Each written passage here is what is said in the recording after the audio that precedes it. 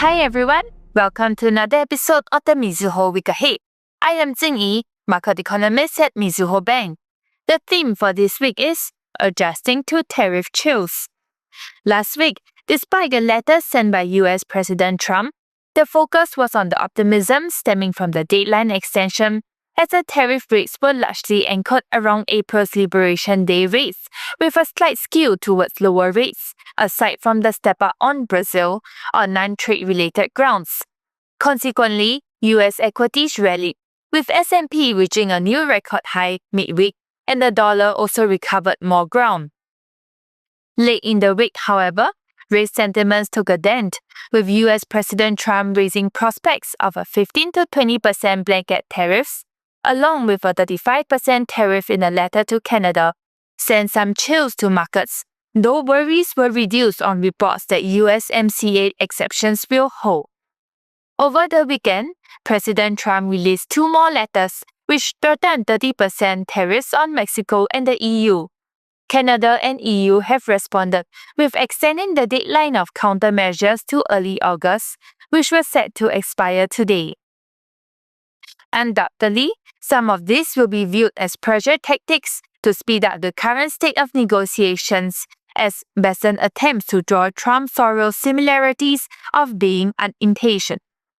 Nonetheless, the threat of high blanket tariffs to assist in fiscal revenue collections remain a plausible case to consider.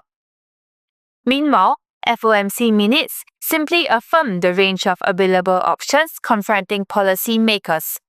Aside from the well-noted dovishness of Waller and Bowman, Mary Daly said that she still expects rate cuts and that it is possible that tariffs does not materialize to a large increase in price inflation and that businesses find ways to adjust. The importance of adjustments is perhaps reflected by NVIDIA CEO Huang's visit to the White House before his visit to Beijing, as well as adjustments in the chips exported to China in order to meet export requirements. Product and political nimbleness will be highly priced. Policy nimbleness is also reflected in the central bank space. The Bank of Korea's hold was widely expected as they had to respond to financial stability risks associated with the housing market in Seoul.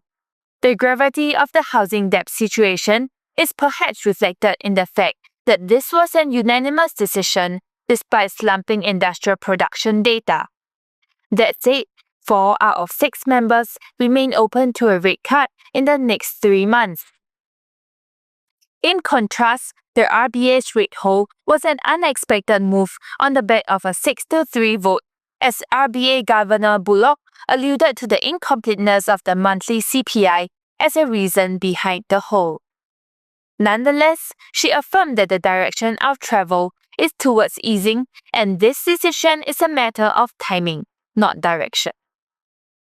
Elsewhere, Bank Negara Malaysia embarked on a 25 basis points insurance cut, as they had clearly stated that the move was a preemptive measure aimed at preserving Malaysia's steady growth in their statement. Looking ahead, Malaysia's Q2 GDP growth is likely to justify the BNM's decision, amid a slowdown in industrial production for May, led by export-oriented sectors.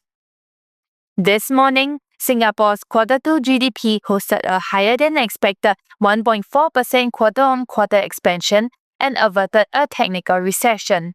Front-loading activity was, however, more muted in the manufacturing sector despite buoyant export data as compared to the services sector, which was supported. Strong construction sector output on the back of public sector construction also buoyed the headline number. On balance, the GDP print marginally raises the chances of MAS hold at the July meeting. On Wednesday, Bank Indonesia is likely to resume easing. The rupiah has stabilized, though performance still fell short of G10 majors. However, growth worries are certainly at the forefront, as the government stepped up on job subsidies, and Bank Indonesia is likely to provide a less restrictive monetary policy environment to dovetail with fiscal efforts. All in, tariff chills will continue to blow at EM Asia countries, and blanket tariffs are certainly providing little warmth. With that, we have come to the end of this episode. For more information on the key events for the upcoming week, please refer to our week ahead publication or contact your respective sales desk and RMs. And for regular notifications on our market views, please subscribe to our channel and hit the notification button. Thank you and bye-bye.